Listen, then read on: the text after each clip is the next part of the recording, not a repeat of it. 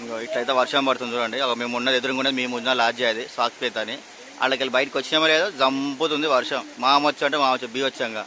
ఇది ఎట్లా అంటే ఒక కొండ ఎక్కి దిగి ఇంకో కొండ దిగి ఇంకో కొండ ఎక్కి ఇంకో కొండ దిగి ఇంకా కొండ దగ్గర మొత్తం లోతులు ఉన్నట్టున్నావు గుడి టెంపుల్ ఇది. అందుకే ఇంత ఘోరం కొడుతుంది వర్షము. బయట అయితే పడతలేదు, మీకు కనిపిస్తుంది అక్కడ మబ్బులు. ఇక్కడ మబ్బులు ఉన్నాయి, అటు పక్క మబ్బులు లేవు.